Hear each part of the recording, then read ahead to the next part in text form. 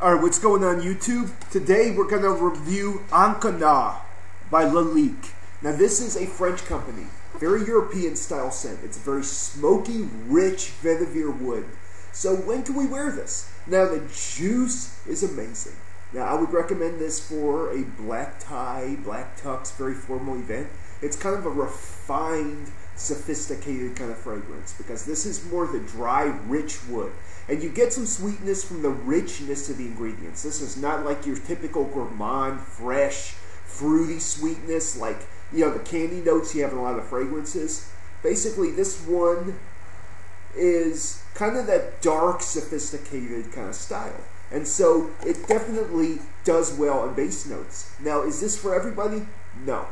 Like, if you want to have fresh and aromatic and even like Le Male and a lot of the big budget scents, or not budget scents, but your basic blockbusters where you have a lot of audience and lots of people going for it, they're probably not going to go for this. But this one will stand the test of time. And as you get more into fragrance collecting, this will likely get into your collection. So, you know, we have a fake wood top on this, which kind of sums up the fragrance well, because this is the epitome of a woodsy kind of scent. This is a not your sweet, but it's your rich, smoky, sophisticated, heavenly kind of smell. And this one has very high quality ingredients in it. And so, honestly, this one I would strongly recommend. I mean, this one I got blind, and I'm glad I did. Now, I do sense some comparisons to Armani Code in some ways, the way it's dark and rich. But this one, nah. This is different in a lot of ways. Now, this may have this kind of vetiver and dryness and have kind of a rich, sophisticated feel like you would think from Armani Code, but this one is like light years better, and it's much more of a formal wear scent. But, you know, I'll wear it to work, honestly. I'll wear it anywhere because I like the smell of this one. And so, now for sillage and projection, this one is actually quite strong.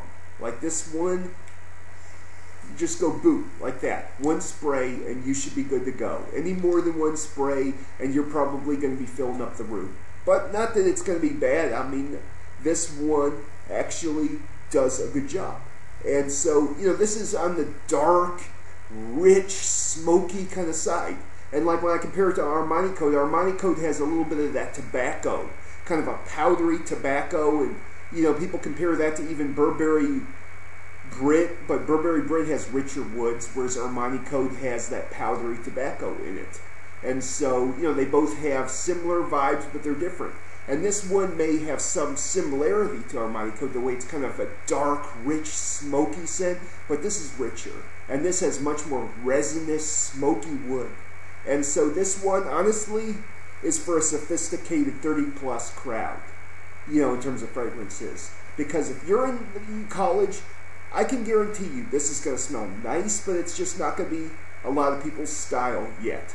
If you like Acqua di Gio and you like Dolce & Gabbana Light Blue and Cool Water and Le Male and Issey Miyake, this one you might want to wait on. You know, definitely get a sample vial and decide if you like this one. I mean, if you have chemistry with this, you may have serious chemistry, and you may find your next signature. So, you know, this one I got in Scented Monkey on eBay, and Scented Monkey's a good seller. He is probably the only person you can trust in eBay to sell stuff. And so, you know, this is my review, and hope, you know, if you order this stuff, hope you like it. And hope, if you're looking for sophisticated scents, this is the way to go. I mean, like Issey Miyake. Okay, let's compare Issey Miyake to Acqua di Gio. Now, Issey Miyake has some sour notes and more of rich oriental spice and that drier wood, and so it's kind of a sophisticated version of it. And so when we compare Acqua di Gio to Issey Miyake, they're both aquatic, but the Issey Miyake kind of takes it to a new level. Well, this is like the Issey Miyake version of Armani Code, where you get richer ingredients and slightly, actually more than slightly, way higher grade ingredients in this one. And so Fragrantica and Base Notes actually like this one, and it definitely does a good job on those sites, even with cologne snobs. So basically, you know, I would recommend this one if you're older and looking for a more sophisticated scent. I would not recommend it if you're just, looking to start out, because you can go in base notes and see a lot of stuff that can intrigue you, and then you find out it's not for you. And maybe the people who are reviewing it have 10,000 fragrances and they want it for one occasion.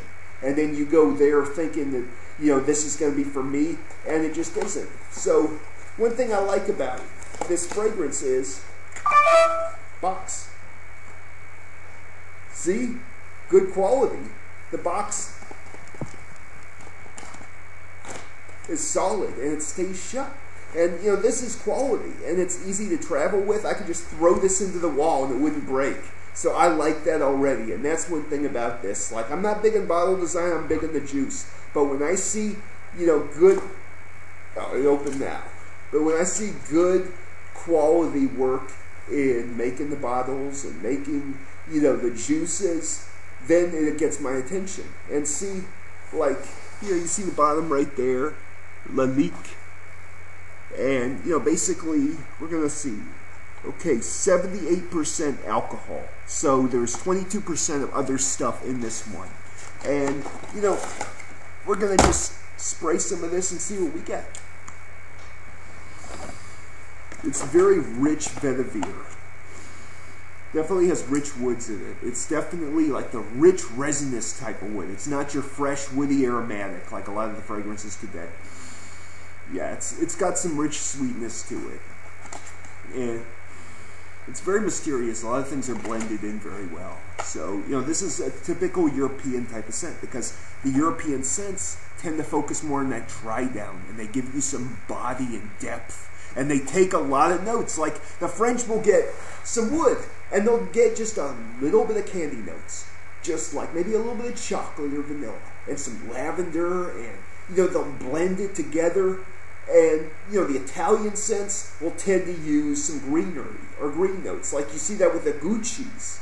Now, Jean Paul Gaultier is the epitome of, like the French kind of scent, except it's very Americanized. And the Gucci's tend to do Italian scents first, stereotypically, because you use green notes, and then you use like Silk Road ingredients, and you have this kind of enigmatic, kind of balmy feel to it, with a lot of the Gucci's. And a lot of the, like Pinot Sylvester has this pine to it. And then you get to the British scents. They tend to have wood and spice, and, like the Burberrys tend to be in that category, where you tend to have some fresh, woodsy, spicy vibes to it. But, like with the French, Jean Paul Gaultier's an American style, because it's very fresh and soapy and clean. And on the other hand, this is the epitome of a French scent. Like, this is like comparing, American fragrances to French fragrances are like comparing a German beer to an American beer that tastes like water. I mean, like, this stuff has a lot of character and body to it. You just got to be ready to, like it. Because a lot of people aren't always going to like this one, because they're going to find it to be too refined, or maybe too dark and rich and sophisticated, and they may want fresher, more aromatic stuff. So like the 30 plus crowd, I would recommend this to, especially if you're collecting and you're getting sick of your fragrances. Try this. And so it's my review.